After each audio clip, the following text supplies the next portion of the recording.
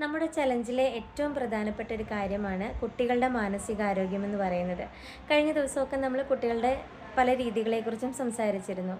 ഇന്ന് ഞാൻ പറയാൻ ആഗ്രഹിക്കുന്ന ഏറ്റവും പ്രധാനപ്പെട്ട കാര്യം എന്ന് പറയുന്നത്, കുട്ടികൾ നമ്മുടെ അടുത്ത് എന്തെങ്കിലും ഷെയർ ചെയ്യാൻ വരുമ്പോൾ നമ്മൾ അവർക്ക് കൊടുക്കേണ്ട അറ്റൻഷനെ കുറിച്ചാണ്.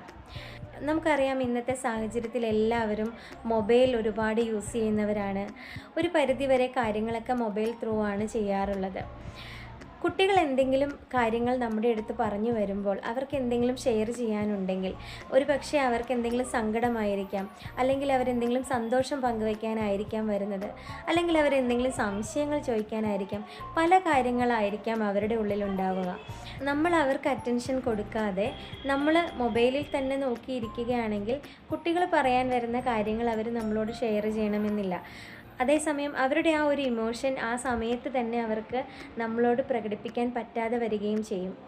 നമ്മൾ എന്തെങ്കിലും അർജൻറ്റായിട്ടുള്ള ഒരു കാര്യത്തിൽ എൻഗേജ്ഡ് ആയിട്ടുള്ളതാണെങ്കിലും അവരെ അത് ബോധ്യപ്പെടുത്തുകയും അതിനുശേഷം നമ്മൾ അവരോട് കമ്മ്യൂണിക്കേറ്റ് ചെയ്യുകയും അവരുടെ ഇമോഷൻ എന്താണോ അതിൽ നമ്മൾ പങ്കുചേരുകയും ചെയ്യണം.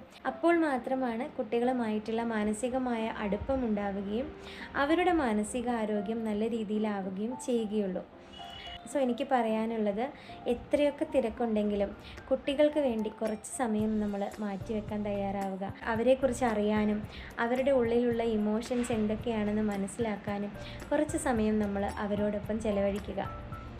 തീർച്ചയായിട്ടും നമ്മുടെ കുട്ടികൾ നമ്മളോടൊപ്പം എന്നും സന്തോഷത്തോടെ ഉണ്ടാവും. Thank you.